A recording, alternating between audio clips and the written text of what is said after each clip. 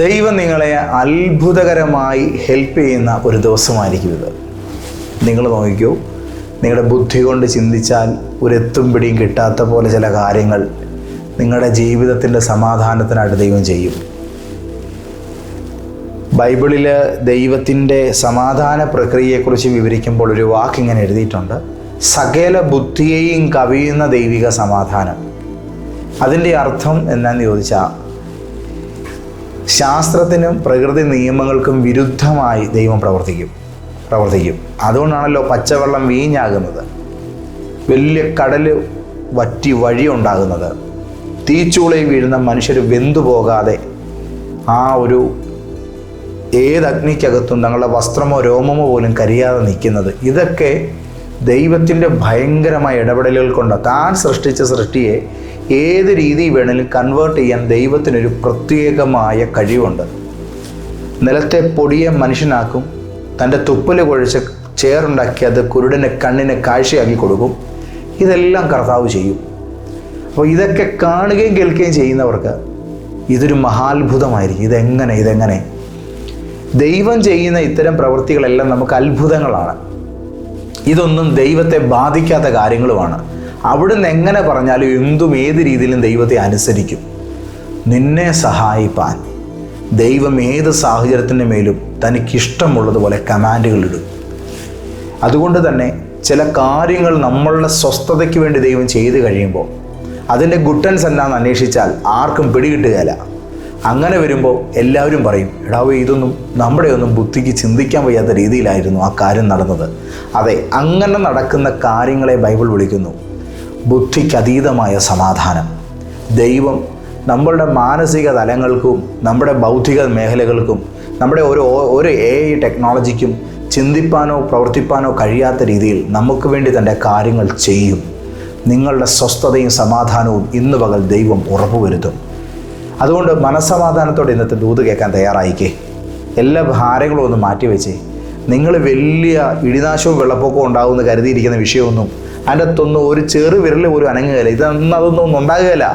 ഇന്ന് വലിയ സമാധാനവും സ്വസ്ഥതയുമായിട്ട് ദൈവം നിങ്ങളെ മുന്നോട്ട് നടത്തും. കാരണം അത്രമേൽ വലിയൊരു ഉറപ്പ് തമ്പുരാൻ്റെ ഭാഗത്തുനിന്ന് കിട്ടിയത് കൊണ്ടാണ് ഈ ദൂത് ഞാൻ നിങ്ങളോട് പറയുന്നത്. ഇന്നത്തെ പ്രവചന ദൂതിലേക്ക് നിങ്ങൾക്കെല്ലാം കർത്താവായ യേശുവിൻ്റെ നാമത്തിൽ സ്നേഹവന്ദനം. എല്ലാ ദിവസവും ഈ ദൈവശബ്ദം കേൾക്കാൻ ആഗ്രഹമുണ്ടെങ്കിൽ ആദ്യം കാണുന്നവരാണെങ്കിൽ ചാനൽ സബ്സ്ക്രൈബ് ചെയ്തോണം കേട്ടോ. കാരണം അവസാനം പറയുമ്പോൾ ചിലപ്പോൾ ഞാൻ മറന്നുപോയിരിക്കും. അതുകൊണ്ട് ആദ്യമേ തന്നെ അങ്ങ് പറയുക.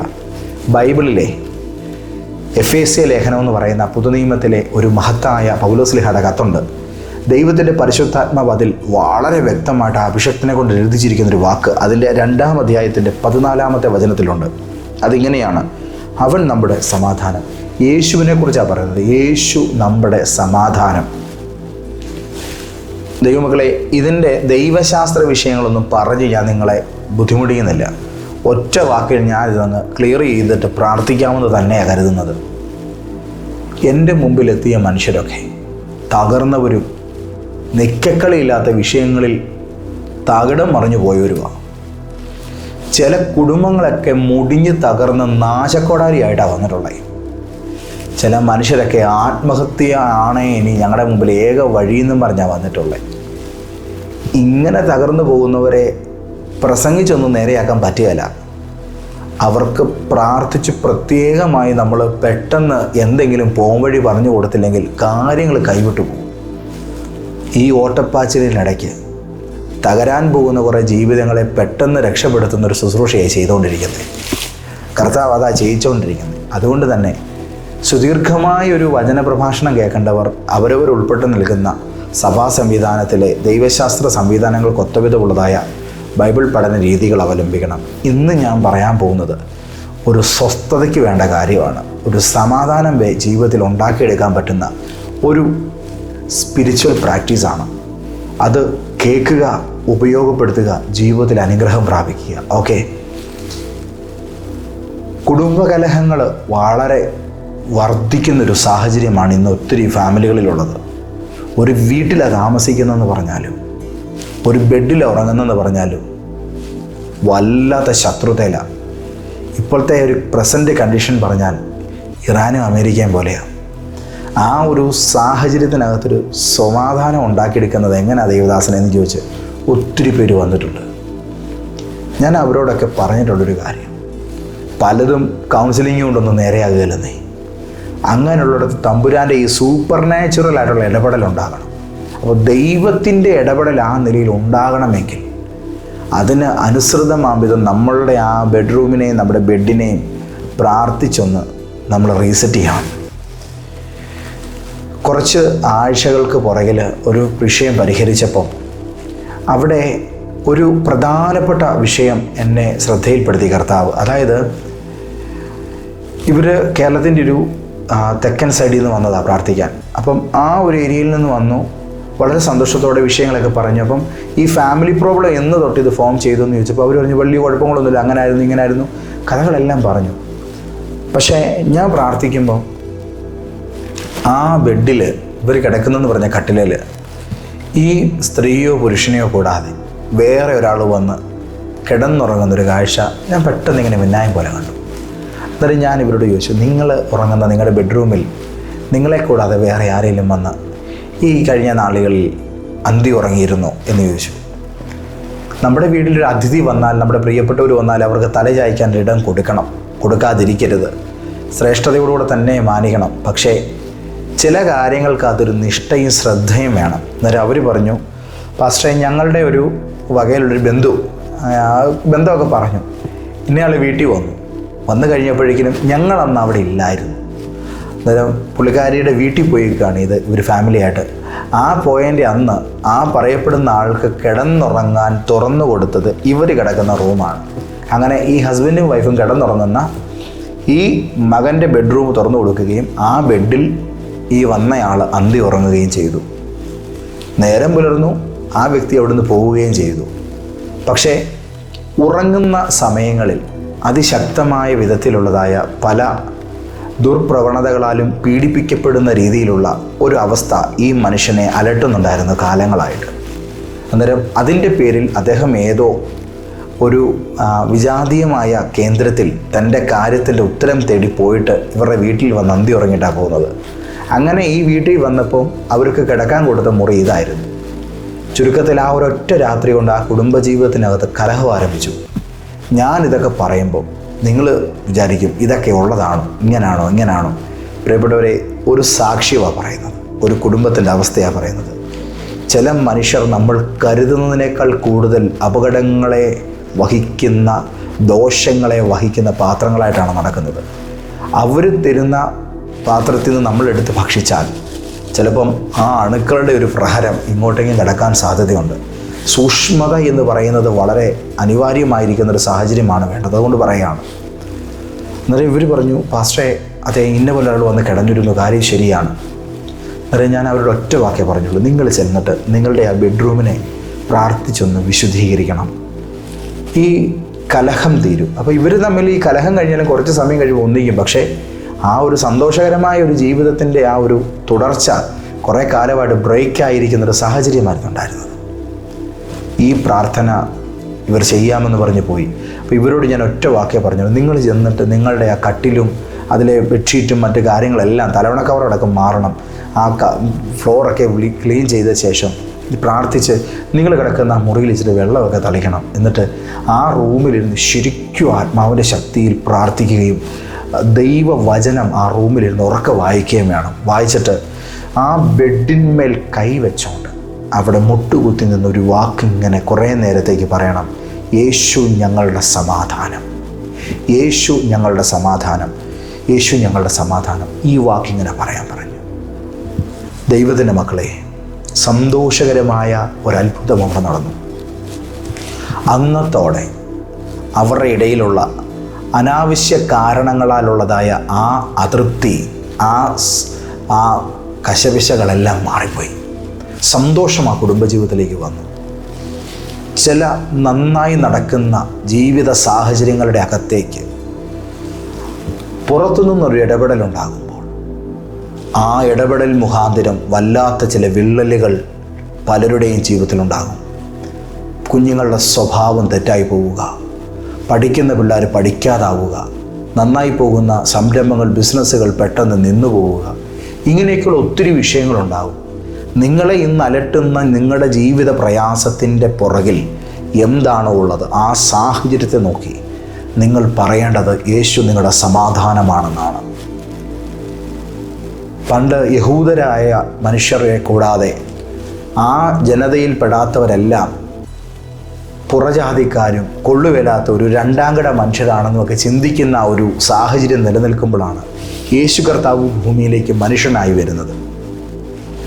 യേശുവിടെ മനുഷ്യനായിട്ട് വന്നിട്ട് തൻ്റെ കാൽവറിയിലെ മരണം കൊണ്ട് മനുഷ്യനെ ദൈവത്തിൻ്റെ മക്കൾ എന്ന് പറയുന്നൊരു പദവിയിലേക്ക് എത്തിച്ചു. അതായത് അതിനു മുമ്പ് യഹൂദർ മാത്രമാണ് ദൈവത്തിൻ്റെ സ്വന്തം ആൾക്കാരെന്ന് പറയുന്ന രീതിയായിരുന്നു ഉണ്ടായിരുന്നത്.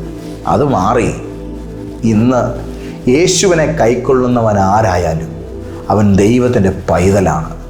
അങ്ങനെ മനുഷ്യർക്കിടയിൽ ഉണ്ടായിരുന്ന ഈ വേർപാടുകളുടെ നടിച്ചുകൂരികളെയെല്ലാം കർത്താവ് തകർത്തിട്ട് യേശു ക്രിസ്തു ഒരു പുതിയ സ്നേഹബന്ധത്തിൻ്റെ പുതിയൊരു ജീവസാഹചര്യം ഉണ്ടാക്കി ദൈവവുമായി മനുഷ്യന് സന്തോഷത്തോടെ മക്കളപ്പൻ എന്ന ബന്ധത്തിലാകാനുള്ള ഒരു സന്തോഷകരമായ സാഹചര്യമാണ് യേശു ഒരുക്കിയത്. ഇതാണ് സത്യത്തിൽ ഈ പറയപ്പെടുന്ന വേദഭാഗത്തിൻ്റെ ഒരു എസൻസ്. എങ്കിലും ഈ വചനത്തിന് നമ്മുടെ ജീവിതത്തിൽ പ്രായോഗികമായ ചില ദൗത്യങ്ങൾ ഇന്ന് ചെയ്യാൻ കഴിയും. അത് കാൽവറിയിൽ നടന്നു കഴിഞ്ഞൊരു കാര്യത്തിൻ്റെ പ്രസ്താവനയും അപ്പോൾ തന്നെ ഇന്ന് ഇത് വിശ്വസിക്കുന്നവർക്ക് അവരുടെ ജീവിതത്തിൽ അവരെ അലട്ടുന്ന ഏത് തല പോകുന്ന വിഷയത്തിനും സമാധാനം കണ്ടെത്താൻ ഉതകുന്ന ഒരു പോംവഴിയുമായിട്ടാണ് ഈ വചനം വെളിപ്പെടുന്നത്. പണ്ടെങ്ങോ എഴുതപ്പെട്ടു, പണ്ടെങ്ങോ നടന്നു കഴിഞ്ഞു എന്ന് പറഞ്ഞ് ഒരു വചനവും എക്സ്പയർഡായി പോയിട്ടില്ല. ദൈവവചനം ഇന്നും വചനമായി തന്നെ അത് ജീവിക്കുന്നു, അതിന് ജീവനുണ്ട്. അതുകൊണ്ട് നിങ്ങളിത് വിശ്വസിക്കുക, നിങ്ങളുടെ ജീവിതത്തെ നിങ്ങളിത് ഗുണകരമാക്കുക, നിങ്ങൾക്കതിൻ്റെ ഫലം ലഭിക്കും. ആമേൻ, ഹല്ലേലൂയ. വല്ലാതെ നിങ്ങളെ കലഹിക്കുന്ന, നിങ്ങളോട് ദേഷ്യപ്പെടുന്ന, നിങ്ങൾക്ക് അവകാശങ്ങൾ തരില്ലെന്ന് പറയുന്ന, നിങ്ങളുടെ നന്മകളെ ലോക്ക് ചെയ്തിട്ടുണ്ടെന്ന് നിങ്ങൾ കരുതുന്ന, നിങ്ങളെ ഒരു ട്രാപ്പിൽപ്പെടുത്താൻ വേണ്ടി നിങ്ങൾക്ക് നേരെ കച്ചകെട്ടി ഇറങ്ങിയിരിക്കുന്ന ചില വ്യക്തികളുണ്ടാകും. ഒരു കാരണവശാലും അവരുടെ നേരെ വഴക്കിനോ കലഹത്തിനോ പോകരുത്. പകരം നിങ്ങൾക്ക് ചെയ്യാവുന്ന ഏറ്റവും എളുപ്പ വഴി അവരുടെ മുഖം ഒന്ന് ഓർത്തിട്ട് സന്തോഷത്തോടെ പറയുക, എൻ്റെ സമാധാനം യേശുവാണ്. അവർ നിങ്ങൾക്ക് വേണ്ടി എന്തെല്ലാം കാര്യങ്ങൾ ഒരുക്കിയാലും നിങ്ങളുടെ സ്വസ്ഥത പോകുന്ന ഒരു കാര്യവും നിങ്ങളുടെ ജീവിതത്തിലേക്ക് കയറാതെ ഈ വചനത്തിൻ്റെ പ്രഖ്യാപനം നിങ്ങളെ കാവൽ ചെയ്യും. ഞാൻ നിങ്ങളോട് പറയുന്നത് ദൈവവചനത്തിൻ്റെ ശക്തിയെ അനുഭവിക്കുക എന്നതാണ്. ഞാൻ എൻ്റെ അരികിൽ വരുന്ന എല്ലാവരെയും പഠിപ്പിക്കുന്നതും ദൈവവചനത്താൽ എങ്ങനെ ജീവിതം പ്രായോഗികമായി വിജയിപ്പിക്കാമെന്നതും മാത്രമാണ്. ഞാൻ വചനത്തിൻ്റെ ശുശ്രൂഷകൻ മാത്രമാണ്. ദൈവമാണ് അത്ഭുതങ്ങളെ ചെയ്യുന്നത്. ഇന്ന് രാവിലെ എൻ്റെ വാക്കുകളെ കേൾക്കുമ്പോൾ നിങ്ങളുടെ സ്ഥാപനത്തിനകത്ത് യേശു എൻ്റെ സമാധാനമെന്ന് നിങ്ങൾ പറഞ്ഞു തുടങ്ങുമ്പോൾ അതിൻ്റെ ഗുണം നിങ്ങൾ കാണും. നിങ്ങൾ പഠിക്കുന്ന ഇടത്ത് യേശു നിങ്ങളുടെ സമാധാനമെന്ന് പറയുമ്പോൾ അന്തരീക്ഷത്തിൽ നിങ്ങളെ ഇൻസൾട്ട് ചെയ്യുന്ന, നിങ്ങളെ അവഹേളിക്കുകയും നിങ്ങളെ ഒറ്റപ്പെടുത്തുകയും ചെയ്യുന്ന സാഹചര്യങ്ങൾ മാറും. എവിടെയും ഏത് പ്രശ്നത്തിനും ഈ ഒരു വചനം ഇന്ന് പകൽ എടുത്തുയർത്തുക. ബൈബിളിലെ ഏറ്റവും പവർഫുൾ എന്ന നിങ്ങൾക്കിന്ന് പകൽ ഒരുപക്ഷെ സ്വന്തമായി എല്ലാ വചനവും ശക്തമേറിയതാണ്. പക്ഷേ സമാധാനം കളയുന്ന വിഷയങ്ങളുടെ നടുവിൽ, സ്വസ്ഥത കെടുത്തുന്ന 100 പ്രശ്നങ്ങളുടെ നടുവിൽ ഒരു വ്യക്തിക്ക് ഏറ്റവും ശക്തമായി ഉപയോഗിക്കാവുന്ന അഗ്നിസമാനമായി ജ്വലിക്കുന്നൊരു താക്കോലാണ് ഈ ദൈവവചനം. എഫേസ്യ ലേഖനം 2-ാം അധ്യായത്തിൻ്റെ 14-ാം വചനം. ഇന്നിത് ഉപയോഗിച്ച് നിങ്ങളുടെ ജീവസാഹചര്യത്തിൽ നിങ്ങൾ പുതിയൊരു അധ്യായം എഴുതാൻ തയ്യാറായിരിക്കും. കർത്താവ് നിങ്ങളെ സഹായിക്കാൻ പോവാണ്. പിതാവേ, ഇന്നത്തെ ഈ ദൂത് കേട്ട അങ്ങയുടെ മക്കളെ അവിടുത്തെ തൃക്കരത്തിൽ സമർപ്പിച്ച് ഞാൻ പ്രാർത്ഥിക്കുന്നു. എൻ്റെ പിതാവേ, അവിടുത്തെ പ്രിയപ്പെട്ട പുത്രനും അധർമ്മികളും ദോഷികളും പാപികളുമായിരുന്ന ഞങ്ങളുടെ ജീവിതത്തെ രക്ഷപ്പെടുത്താൻ സ്വർഗീയ മഹിമകളെ വെടിഞ്ഞ് താണഭൂമിയിലേക്ക് ഞങ്ങൾക്ക് വേണ്ടി ഇറങ്ങി വരികയും പൊന്തിയോസ് പീലാത്തോസിൻ്റെ കാലത്ത് കഷ്ടം സഹിച്ച് ഞങ്ങൾക്ക് വേണ്ടി മരിക്കുകയും അരിമഥ്യയിലെ ജോസഫിൻ്റെ കല്ലറിൽ അടക്കപ്പെട്ട് 3-ാം നാൾ ഉദ്ധിതനായി ഇന്നും ജീവിക്കുന്ന ദൈവമായി തന്നോട് യാചിക്കുന്ന ഏതൊരുവനും അവൻ്റെ ജീവിതാവസ്ഥയിൽ അതിശയങ്ങൾ പ്രവർത്തിക്കുവാൻ ഇറങ്ങി വരികയും ചെയ്യുന്നവനായ സാക്ഷാൽ കർത്താവും രക്ഷിതാവുമായ ഏകസത്യ ദൈവമായ യേശു ക്രിസ്തുവിൽ ഞങ്ങൾ വിശ്വസിച്ച് പ്രാർത്ഥിക്കുന്നു. ആ നാമത്തിൽ ആശ്രയം വെച്ച് അങ്ങയോട് അപേക്ഷിക്കുന്നു. ഇന്ന് എൻ്റെ വാക്കുകളെ കേട്ട് പ്രാർത്ഥിക്കുന്ന അങ്ങയുടെ മക്കൾ ഏതാവശ്യത്തിൻ്റെ നടുവിൽ തിരുസന്നിധിയെ ആശ്രയത്തിനായിട്ട് എത്തുന്നുവോ അവരെ ഉപേക്ഷിക്കാതെ അവർ തിരുസന്നിധിയെ ആഗ്രഹത്തോടുകൂടെ വെക്കുന്ന കാര്യത്തിൽ അവിടുത്തെ തിരുക്കരം ഇവർക്ക് സഹായമായി ഇറങ്ങണമേ, കരുണയായി തീരണമേ. പ്രാർത്ഥിക്കുന്നു, ഞാൻ ഇവരെ അനുഗ്രഹിക്കുന്നു. ഇന്നത്തെ ദിവസം 100 കണക്കിന് സാക്ഷ്യങ്ങൾ കൊണ്ട് സമ്പന്നവും 100 കണക്കിന് ദൈവാത്ഭുതങ്ങളാൽ മധുരിതവുമായി തീരുന്ന ഒരു പകലാകയാൽ സ്തോത്രം. അനുഗ്രഹങ്ങൾ ധാരാളമായി ഇവരിൽ ചൊരിയുന്നു. എൻ്റെ മേലുള്ള ദൈവത്തിൻ്റെ അഭിഷേകത്തിൽ ഇവരെ ഞാൻ ബ്ലസ് ചെയ്ത് പ്രാർത്ഥിക്കുന്നു. യേശുവിൻ്റെ നാമത്തിൽ തന്നെ ആമേൻ, ആമേൻ, ആമേൻ. ഈ ശുശ്രൂഷയുടെ ആഹ്ലാദം, സന്തോഷം എത്ര വലുതല്ലേ. നിങ്ങളെ എന്നും പ്രാർത്ഥിച്ച് കൈത്താങ്ങുന്ന, നിങ്ങളെ എന്നും കർത്താവിൻ്റെ സന്നിധിയിൽ ഓർത്ത് പ്രാർത്ഥിക്കുന്ന ഒരാളായി മാറാൻ എനിക്ക് താല്പര്യമുണ്ട്. അതിന് നിങ്ങൾ ചെയ്യേണ്ടത് ദൈവം നമുക്ക് നൽകിയിരിക്കുന്ന നമ്മുടെ കോട്ടയത്തുള്ള ലൈഫ് ചേഞ്ചർ പ്രോഫറ്റിക് സഭയുടെ ഭാഗമാവുക എന്നുള്ളതാണ്. അതിൻ്റെ ആരാധനകളിൽ പങ്കുചേരുവാനും ദൈവസഭയുടെ ഒപ്പം യേശുവിലുള്ള നിങ്ങളുടെ യാത്ര തുടരാനും ഞാൻ നിങ്ങളെ വിളിക്കുകയാണ്. നിങ്ങളെ കർത്താവ് വളർത്തും, നിങ്ങളെ യേശു അനുഗ്രഹിക്കും, നിങ്ങളുടെ രോഗങ്ങളെ യേശു സൗഖ്യമാക്കും. വലിയ വലിയ വിടുതലുകൾ നിങ്ങൾക്കായിട്ട് എൻ്റെ കർത്താവ് ഒരുക്കും. നിങ്ങൾ വരിക. കോട്ടയത്ത് ലോഗോസ് ജംഗ്ഷൻ എന്ന് പറയുന്ന ഒരു ജംഗ്ഷനുണ്ട്. അവിടെ നിന്നും പോലീസ് പരേഡ് ഗ്രൗണ്ടിലേക്ക് കയറുന്ന വഴിയെ ജസ്റ്റ് അങ്ങോട്ടൊന്ന് കയറുമ്പോൾ റൈറ്റ് സൈഡിൽ മന്നാകുളത്തിൽ എന്ന് പറയുന്നൊരു ബിൽഡിംഗ് ഉണ്ട്, MK ടവർ. അതിൻ്റെ 7ാം നിലയിലാണ് നമ്മുടെ ആരാധന നടക്കുന്നത്. ഞായറാഴ്ചയും വെള്ളിയാഴ്ചയുമാണ് ശുശ്രൂഷകൾ നടക്കുന്നത്. ഈ മാർച്ച് മാസം 27, 28, 29 തീയതികളിൽ അനുഗ്രഹീതമായൊരു വലിയ വിടുതൽ ശുശ്രൂഷ ദൈവസഭയിൽ വെച്ച് നടക്കുന്നുണ്ട്. നിങ്ങളിപ്പോൾ ലോകത്തിൻ്റെ ഏത് ഭാഗത്തു നിന്നാണ് എന്നെ കേൾക്കുന്നതെങ്കിലും ആ ദിവസങ്ങൾ നിങ്ങൾ മറന്നു പോകാതെ ഓർമ്മിക്കണം. നിങ്ങളുടെ പ്രാർത്ഥനാ വിഷയങ്ങൾ കമൻറ്റുകളായിട്ട് ഞങ്ങളെ അറിയിക്കണം. അതിനോട് പ്രാർത്ഥിക്കാം. ഇന്നിപ്പം ഞാൻ നിങ്ങളെ ഒരു ഉത്തരവാദിത്വം ഏൽപ്പിച്ചിരിക്കുക. നിങ്ങളിത് ചെയ്യുമെന്ന് എനിക്കറിയാം. യേശുവിൻ്റെ സമാധാനമെന്ന് നിങ്ങൾ പറയും. അതുകൊണ്ട് നിർത്തരുത്. ഈ ശുശ്രൂഷ ഇനി ബാക്കിയുള്ളവരിലേക്ക് എത്തണമെങ്കിൽ നിങ്ങൾ തീരുമാനിച്ചേ പറ്റുള്ളൂ. അതുകൊണ്ട് ഇത് ഇപ്പോൾ തന്നെ ഒന്നും ചിന്തിക്കാതെ ഷെയർ ചെയ്യാവുന്ന അത്രയും ആൾക്കാരുടെ കാര്യങ്ങളിലേക്ക് ഇത് എത്തിക്കണം.